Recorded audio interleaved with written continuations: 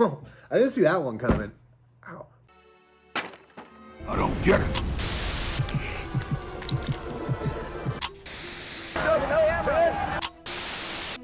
Hi, I'm Tom Savini, and you're about to watch Terror Reels. The best thing out of Pittsburgh since Clemente with the Pirates.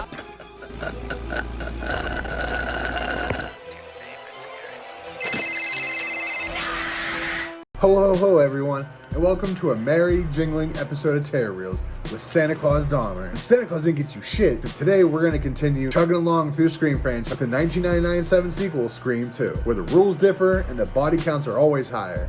Do you think this movie holds up to the first one? I personally think it does. It has that sequel shine to it, but it still stands on its own 2 feet as a solo movie in the entire franchise.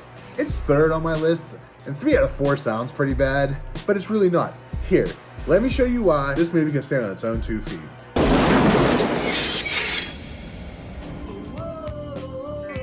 We kick this movie off at the Rialto Theater, where Omar Epps and Jada Pinkett are on a date to go see the Stab movie, the movie that Gale Weathers wrote after living through it in the first Scream movie. I love the green knife and the green glowing mask in this. This shit's dope. This intro is just showing us the famous intro from the first movie in a wilding out movie theater. I wish all movie theaters were like this. I know you can go do it every now and then for the Rocky Horror Picture Show. I know we have the Gathering. I think it's the Reno Riders who puts on Big Money Hustlers that you could watch like this, throwing popcorn and fucking wilding out the whole time. I wish I could just go wild out on a Tuesday matinee, you know? Anyways, Omar Epps needs to get away from Jada and heads to take a piss. Somebody's making some weird ass sounds in the next stall. Like a weirdo, he puts his ears up to the divider and listens.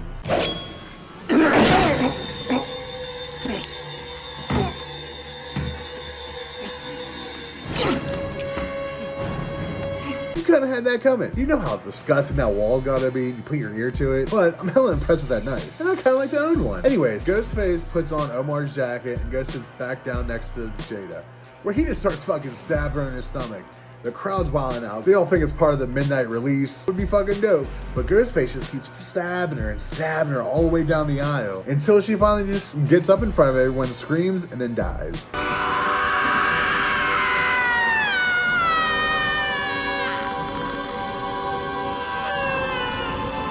Now on to our actual sequel. We find Sydney, played by Neve Campbell, getting another fucked up voice phone call, but she doesn't really care this time, because...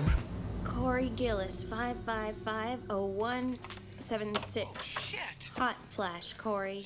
Prank calls are a criminal offense. Because caller ID, and killing 2 serial killers will really up your limit for scary bullshit. We overhear Cod Weary, played by Lee Schreiber, talking about being an innocent man, keep you up to speed. He's the person Sydney figured as the man that killed and raped his mom.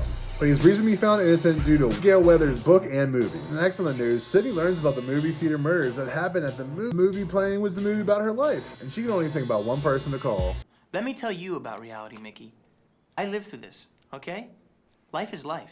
We find Randy, played by Jamie Kennedy, in a movie college class. They talk about movies reflecting society or having influence, and Randy drops a good point about life just being life. Seems like living through a horror movie can really change your ideas upon life a little bit. Are you suggesting that someone's trying to make a real-life sequel? Stab 2? Who'd want to do that? Sequels suck. No, wow. Glad to see that being almost murdered by 2 of your high school friends didn't jade you too much. He's not wrong. For the rule of thumb, sequels are way worse than the original, but some of them surpassed their first one. Terminator 2 and Godfather are mentioned here, but Nightmare on Elm Street 3, along with Friday the 13th 3, have all surpassed the original movie. And I know there's so many more other ones out there. Sydney meets up with Randy and goes on about how the killings are happening all over again, and they're coming back to kill him. This has nothing to do with us.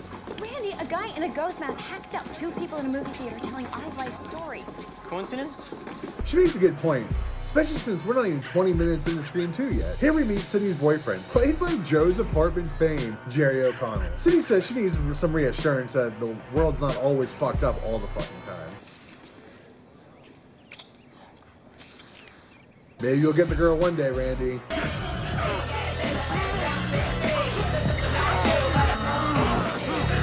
Maybe not. The college campus is on lockdown, but guess who made it through? I point, you shoot. You stay focused and fast on your feet, and we'll get along fine. Playing with the big boys now, you got it? Got it. Got you covered. I'm all over it. Of course, Gail, played by Courtney Cox, isn't too far behind the tragedy that will leave her to more movie and book rights. She's then bothered by this true crime superfan writer, Debbie Salt. I took your seminar in Chicago. Last year, I was the one in the front row asking all the questions. No one cares, bitch. Who the fuck is this lady anyways? In the middle of all this hound dog, and these terrible sorority girls come up and try to take Sydney away. The Delta Lambdas are the biggest bunch of fucking... Hey! I'm pledging Delta Lambda, thank you. I didn't have a good way to introduce these two, but I figured what other time but now. These are the two new college friends, Haley, played by Elise Neal, and Mickey, played by Timothy Aflant? I don't know how to say his fucking name. I'm sure they're just body fodder for the sequel. I guess we'll have to see though, huh? Before Mickey could even get another word out, we see Dewey putting around in the greens. Look, Sid, if there is some freaked out psycho trying to follow in Billy Loomis's footsteps, you probably already know him. He has a point, Sydney. She hits him with some sass because she already knows all this. So what the fuck is she supposed to do? She's moved on, she went to college, she has caller ID, she's fucking new dudes. What more can she do to move on? And we're still here. And it doesn't stop here either. 4 Scream's already out right now. Gail pops her ugly face up and drops some of the biggest gotcha journalism shit I've ever seen in my life. Cotton. Hi, Sydney. Here we are at Windsor College, where Sidney Prescott has just been reunited with Cotton Weary. What a bitch. She's lucky people were there to hold her back. Oh, Sidney, share with us, please. I'll share with you. Well, she deserved it anyways. She storms away after not getting her surprise interview and runs into Dewey, and they have some typical ex-banner. She tries to go in for an I'm sorry kiss, but he tells her to fuck off. Later that night, Haley drags Sidney to his college party where it should be a typical get your head right type of party. But this is a team of slasher flicks, so let's get it. We find Cece, played by Sarah Michelle Gellar, as a designated driver of the house, and she gets a phone call from the ghost-faced killer.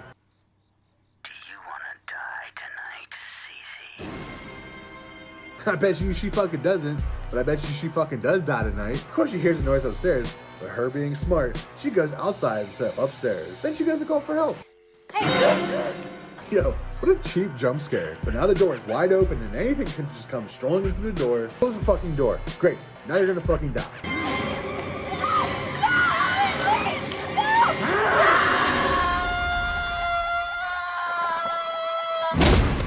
Since it happened right across the street, Sydney hears about the murder pretty quickly, and of course all the hound dogs and fighters are there. So I gotta go. I've got a deadline. Gail tries to get some dirt out of Dewey, but he ain't playing her fucking game. There's a phone call in the sorority house that Sydney was about to leave, didn't leave, and she answered it. Hello? Why'd you have to answer the phone? That's a whole house phone. You don't live in this house. You had no reason to answer this phone. Of course it's gonna be Ghostface. Whoa, I didn't see that coming. It's a typical chase around the house, and Sydney's running out of the house, and then she runs into Derek, just like when she ran into Billy in the first. Derek runs in the house to get the dude. Dewey comes in for backup, but only to find Derek's cut ass and no killer. She now knows that she's being hunted. While waiting for Derek at the hospital, Mickey drops an idea that will frame a good portion of this movie. I used to realize the 90s is no time to play hero. Why would anyone go back in that house anyway? Shit, even Dewey pushes up on the new boyfriend with the killer trope again. With what they've been through, it makes sense, but it's not how sequels work. Mickey comes out of nowhere and drops more brain busters on who it could be. Have they checked out Randy? What? I know he's an innocent victim first time around, but he's a little off, you know what I'm saying? Come on, Randy. It could make sense in a sequel if they're copying the Woodsboro murders, then maybe the killer's from Woodsboro. Sydney's boyfriend makes a big ordeal in the cafeteria that brought way too much attention to someone who is trying to not be actively murdered. We fast forward to Randy trying to update us on the 3 new rules of horror sequel movies. Number 1, the body count is always bigger. Number 2, the death scenes are always much more elaborate. More blood, more gore. And number 3, if you want your sequel to become a franchise, never, ever... How do we find the killer, Randy? Never what? Never what? He never fucking finishes that sentence. I love hearing Randy go on about movie plots in the real world as they banter back and forth on who could be the killer. This doesn't really help us get closer on who could be the killer, but it's a fun conversation. Yeah, let's go get killed. Yeah, that's the spirit. During a heated conversation on who done it, Randy gets a phone call. Dewey wants him to keep the combo going so Dewey and Gail could possibly find the killer. But rich kids everywhere got phones. What's your favorite scary movie? You'll never find me. Yeah, what do you care? Let them have their fun. They keep taking the wrong people's phones, and Ghostface is having the time of his life. They even tackle this one dude from the air. Randy just shit talks the new Ghostface and talks about how his crew is fucking up.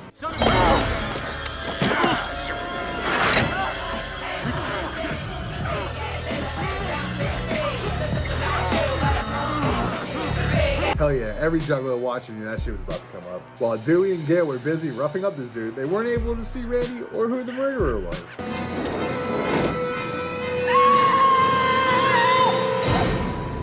Rest in peace, Randy. You're one of the best horror characters in the genre, hands down. Back to Sydney at the library.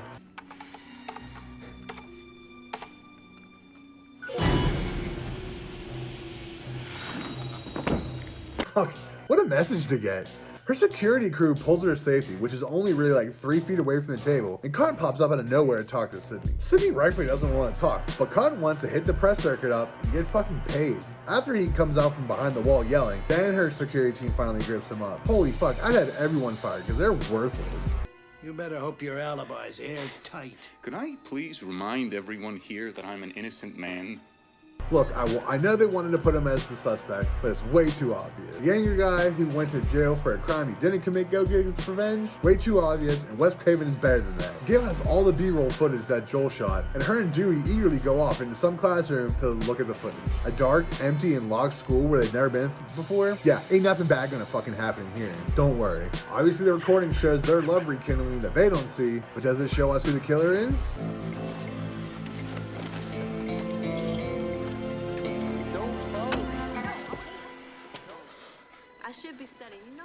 You're probably gonna miss a lot of clues fucking on the desk, huh? Random Scream 2 footage being shown on a different TV, but I wonder who's playing that. Stay in. I really appreciate the time and forethought that Ghostface put into this little small gag scare. So Dewey begins to chase after the Ghostface, but due to his injuries from the last movie, he wasn't able to make it in time to catch him.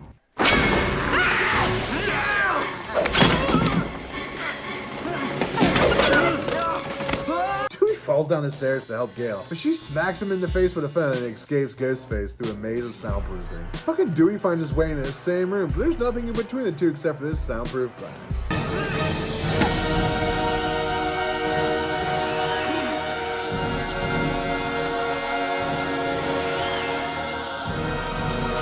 Damn. Rest in peace, Dewey, maybe. I don't fucking know. Gail runs over and knocks down a shelf to block the door, but can Ghostface get in?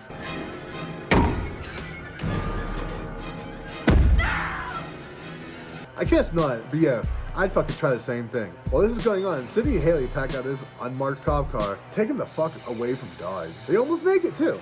Don't ask, don't tell.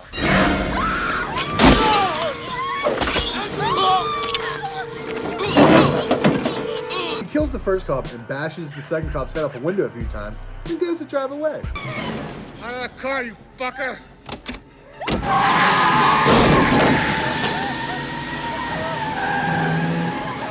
With the cop on the hood, Ghostface begins to start driving like I would in GTA, hitting everything before hitting a construction site, sending a metal spike through Homeboy's head.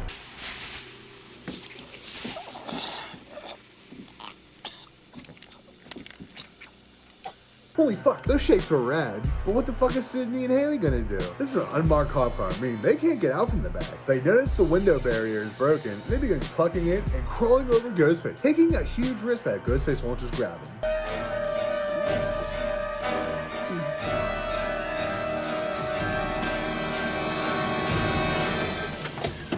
Bet you didn't see that coming, did you? Of course, Sydney can't get Haley's door open, and she's gotta go over Ghostface too. And that guy just as well as Jins think it would.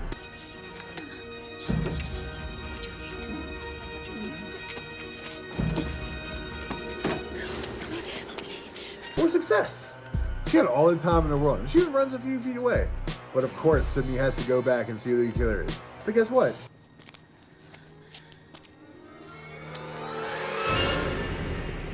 Yeah, no shit.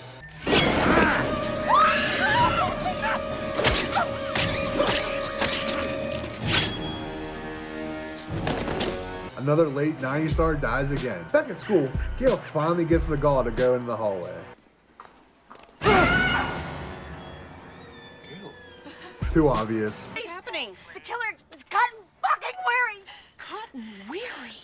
No matter how fucking loud you scream it, doesn't make it true, Gail. Sydney runs through the courtyard into the playhouse, where I'm assuming she hears the music from the outside, and figures it'd be safe in there, or at least somebody that's not a killer would be in there to help her. The spotlight beat down on Sydney, and the set begins to change around her in some sort of metaphor.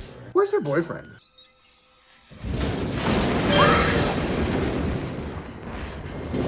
Oh, it's just him crucified on some shit, but I'm sure this isn't fucking good. Oh shit, there's Ghostface.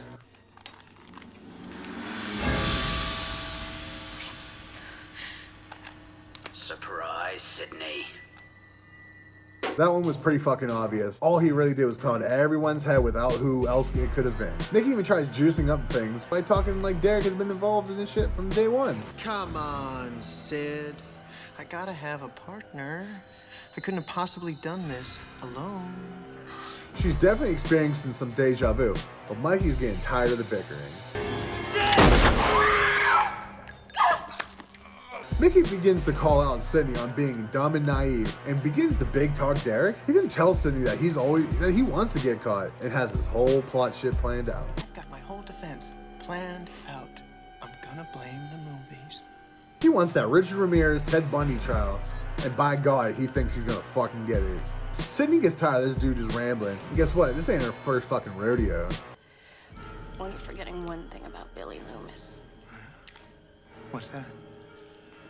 I fucking killed him. Piece of shit! Hell yeah, Sydney. She kicks the gun away from Mickey and begins to kick ass. Mickey gets the gun back, and before he can put a fucking bullet in Sydney, this is where we get our second Ghostface accomplice.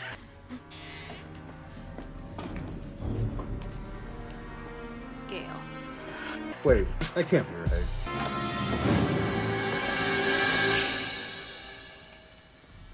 Yo, that bitch? That nobody bitch is the fucking murderer. Well, actually, that's Billy Loomis's mom. Like mother, like son, Miss Loomis wasn't about to share the limelight with Mickey and shoots him where he fucking stands. But on his way down, he pops off one last shot and hits Gail in the fucking stomach. What a shot.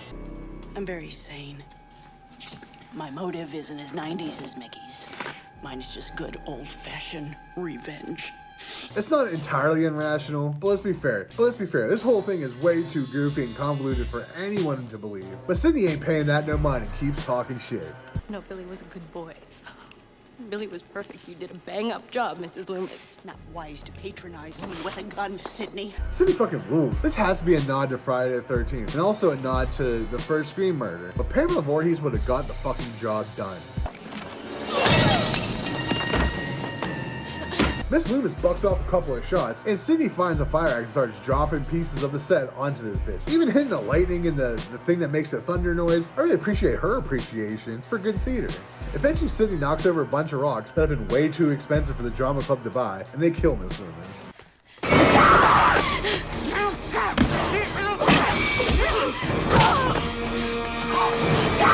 Remember what Randy said in the first one? They always come back for one more kill? Well, she does, and Sydney keeps kicking ass, but Miss Loomis gets in a good shot and gets on top of Sydney. But they both see that gun that's close to him. Don't you fucking move! God damn it! Sydney tells Colin the entire situation at hand, and he doesn't know what the fuck to believe.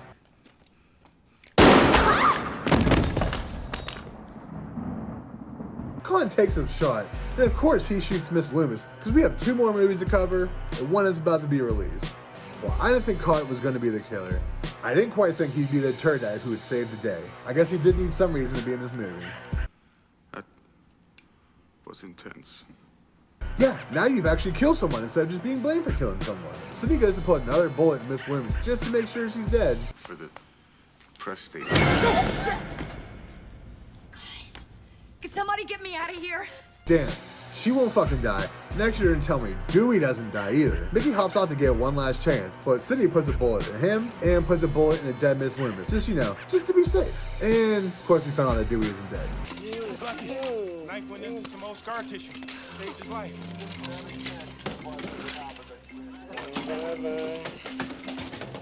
Look, they better kill him off soon, or I'm gonna start thinking with all these fake stabbings going on in this movie that he might be the killer in the new movie. I know I'm not the only person thinking that he could be a killer, but I want to know what you think, who you think the killer could be. Is that blonde girl from Scream 4 coming back? Wes Craven said something about her. I think she's coming back. Could it be Sydney? I've seen that fucking Matthew Lillard could be in this new one. Who fucking knows? I don't think we ever, did we see him die? Did we see Stu dying on screen? If it's off screen, can't be counted. But let me know what you think in the comments. The news cameras flood Sydney for her story, but she pushes all the attention to Cotton, as he has a way with the cameras. Well, I'll tell you one thing. It'll make a hell of a movie. Thank you. And it did, Cotton. There we go. Scream 2 in the book. You can leave it wrapped under a tree for whatever the fuck you want to play with it, or you can throw it in the closet for it to be forgotten. Do that. I hope Santa doesn't give you shit except for coal and hangover poop on your carpet. Stay tuned for the next episode where we cover the weakest movie in the franchise, Scream 3. Do all like, comment, subscribe, YouTube bullshit, and Merry Christmas everyone from Terror Reels and SteelCityDahmer to you. Shout out to Pittsburgh Juggalo-based horror show on YouTube called Terror Reels. Terror Reels, Terror Reels. It's real, real terror. Real, R-E-E-L, R-E-A-L. Terror Reels. Terror Reels. Hey, dog will hunt. Get that bitch. You dented my plate. My brain is burning. Terror Reels. Goodbye.